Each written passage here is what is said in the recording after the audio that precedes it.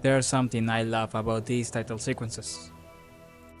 They are messy, they are raw, and they are absolutely real.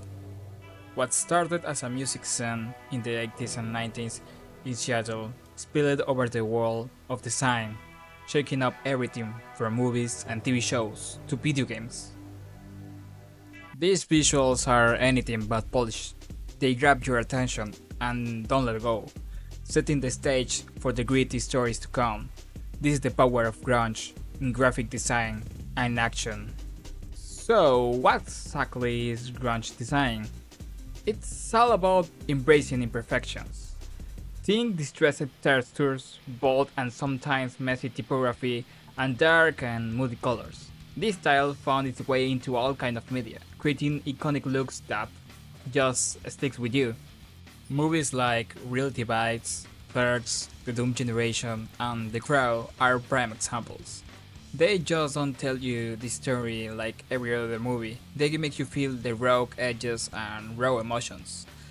This inspired by a generation searching for something real. But in order to get to the heart of grunge designs, we need to rewind to the late 80s and early 90s, when the grunge music scene was blowing up in Seattle.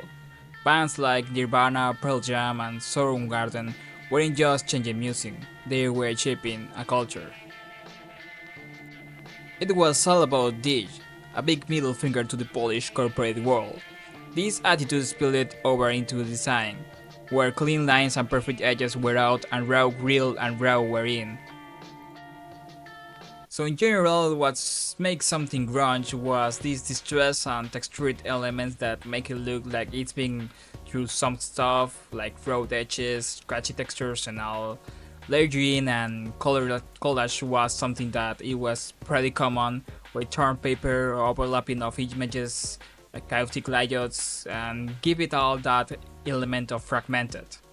And we find out also bold typography, like big, bold, and something hard to read, with some handwriting elements.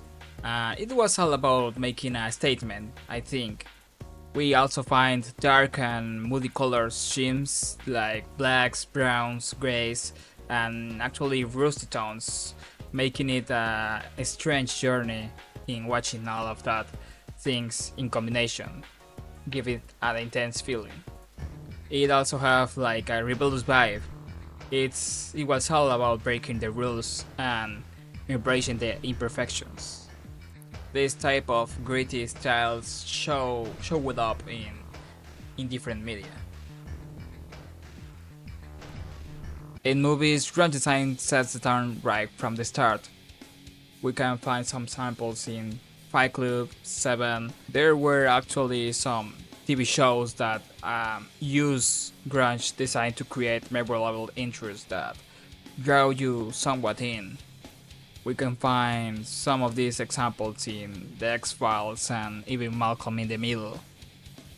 Video games aren't left out either. They use grunge designs to pull players into their strange or raw worlds. Some examples of these are Silent Hill and fighting games from that era. Grunge graphic design's influence is everywhere, connecting different forms of media through its raw aesthetics. Movies, TV shows, and games, they all use grunge to create visuals that are strangely appreciated. We now see how these seemingly separate points all connect, painting an strange picture of a movement that defied norms and left a lasting mark on a visual culture. That's the path that defined a generation. And here in Pathfinders find it really incredible. So stick with raw and grunge it all. Haha.